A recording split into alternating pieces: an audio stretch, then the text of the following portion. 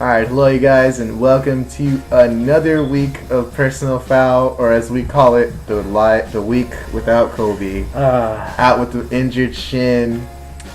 Truly saw some ugly basketball. Before we talk about that ugly basketball, we have to settle one thing once and for all. No, not this again. Yeah, of course it's again, because people got this wrong, especially on Twitter. We're going to take you back to Wednesday night when the Lakers played the Clippers.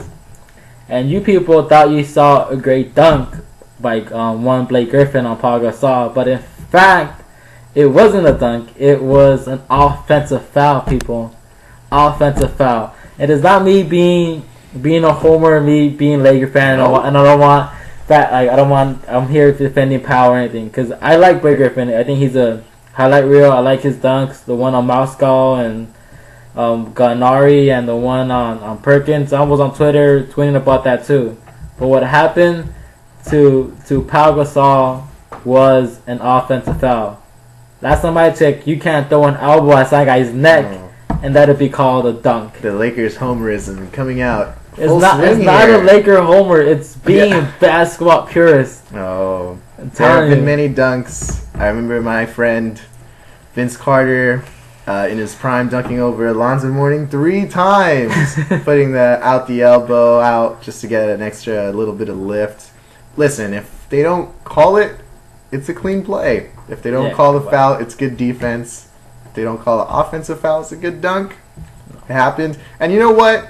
Maybe that second dunk was an offensive foul. That's what I'm referring to. I'll give you that, right? And because I'm giving you the first dunk, which could have been another offensive foul over the back, right? No. I don't know. The embarrassment from the first dunk, which was clean because Powell should have been boxing out, had embarrassment that could last 11 lifetimes. So I'm with Charles Barkley. In 49 other states, that's an offensive foul. Those are offensive foul. But because we're LA, we got to give Blake Griffin his highlight, because SportsCenter needs his highlight of Blake Griffin dunking the ball. Regardless of whether it was a foul or not, it was an amazing play. No, this is exactly why I have to agree again with Skip Bayless, because Skip Bayless is the same thing. We keep showing highlights of the Clippers and their dunks, but what was the end result? What was the end result of that game?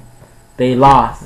That's like, if I may quote Andrew Bynum of all people, I'll take the dub over the highlight any day. Oh, not Andrew Bynum quote. Those are dangerous. I'll take the dub probably. I'll take the dub over the highlight any day. Well, if the Lakers look in the rearview mirror, they'll see that a team called the Los Angeles Clippers are just 2 games behind them. And I think that's a nice little segue for the topics that we're going to have coming up. And that is that the offensive foul. That's a personal foul. Blake Griffin, I'm calling a personal foul on you and everybody who think that was a dunk. It was not. Personal foul. Shame on all you who think it was a dunk. It's an offensive foul. All right, and with that being said, we'll talk a little more about life without Kobe and the injured Shin that has kept Kobe out from action these past couple of games.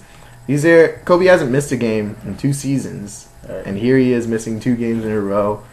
And the Lakers reacted accordingly. They've played pretty bad basketball and just narrowly escaped with a victory against New Orleans yesterday.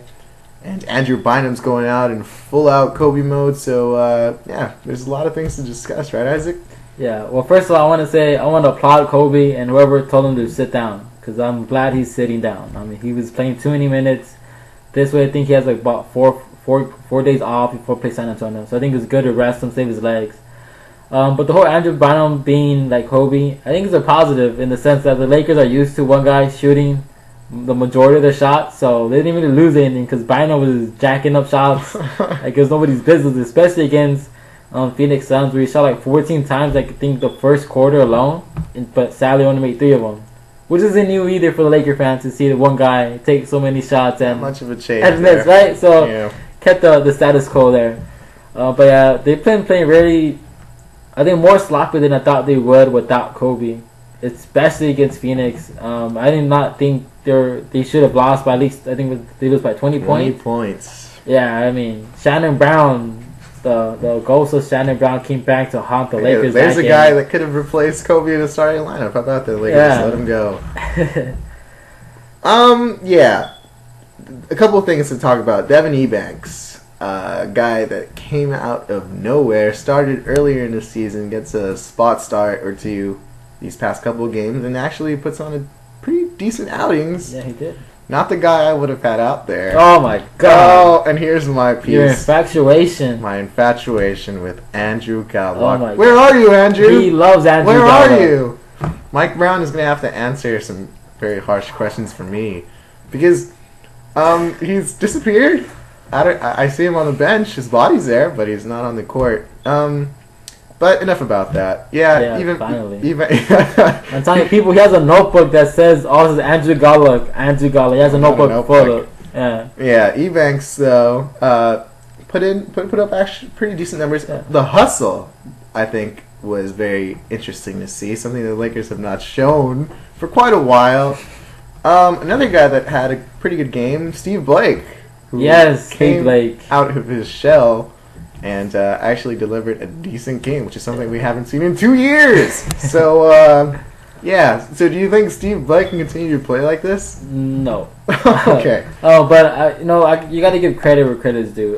We've been very critical of Steve Blake, especially I have been very critical of Steve Blake. As we should. Yeah, I think so. But you gotta give the man credit where credit is due. He came out big. Yes, in yesterday's game against New Orleans, hit some big buckets. He played some pretty decent defense. He was, like I say, scrappy. He made a lot of those 50-50 plays. So I think he did a good job. We need to give the guy credit. When he does something good, give the guy the credit that he deserves. And as you said, the hustle, I think the Lakers always, especially the bench, I think that's their identity now for the bench. Is a group of guys who are not necessarily the most gifted, like scoring-wise. They're not. Yeah, but they will give you energy. They will give you a lot of hustle. And one thing I will credit Mike Brown. I know it's surprising we're going to credit Mike Brown for something. But we'll take that away really quickly after this. Yes. But we got to credit Mike Brown for putting back Josh McRoberts, because that guy is making a big difference. He's giving us a lot of energy. I mean, now we're finishing plays on fast break with alley-oop dunks and stuff, because he's the only athletic guy we have on our team. But Matt Barnes is playing all out. Is giving it all the energy that we need for our bench. So he hit some shots. Yeah, he hit some shots, but he's missed a lot more now that he was previously. But we played, like, yesterday's game was horrible game to watch. It was hard for me to not change the channel of that game. It was horrible, but somehow they found a way to win. And another thing that got me thinking, especially yesterday, was Bryant was forcing the issue. When he got the ball down, he was getting double teamed. And for the most part, he was able to kick it out. But then there were times where he wanted the foul call, and he wasn't getting it. And he was still forcing up bad shots. And yeah, I know you question his effort on defense or getting back, but he got back. Unfortunately, though, when he got back on defense, he fouled the point guard right away out of frustration for not getting the call. But overall, the last two games had not been great. The life without Kobe shows us that this team is not that good of a team without Kobe on its side. And well, I'm going to temper the optimism towards Mike Brown a little bit. The playing time of Ramon Sessions, to me, is a travesty that has been failed to be mentioned by the mainstream media. Because 28 minutes for the guy that you brought in to be your replacement at point guard, the only quick change the pace of the game type player that you have, the one that can create shots. Somebody that you need to create shots when Kobe is out injured and he's playing 28 minutes a game in favor of Steve Blake. Come on now, Mike Brown. Come on. Yeah. Get your game up. I told you guys we're not going to give him that much credit. Yeah. He deserves a public pelting. Yeah. And now we need this to be answered. What were they thinking in the last second of New Orleans of that game, of yesterday's game against New Orleans Hornets? Because it's hard for me to think that that's the way Mike Brown drew up that inbounds play. I mean, meta world peace. A math major. Is he really? Yeah, that's what he said. He said he was a math major, so he can get away with such a play. Alright, because that was a horrible play. He threw the ball like towards New Orleans direction, their side of the court. And he is like, that was a bounce pass, their direction, only up by 2. And I call him a personal foul on Smith for not intercepting that ball and making it even a worse play for the Lakers. Oh man. Because he got away with it. But I don't understand what that play was. And clearly, none of the Lakers did either, because as the camera panned to look at the reactions from what was happening on the court, Ramon Sessions had a look of absolute desperation on his face.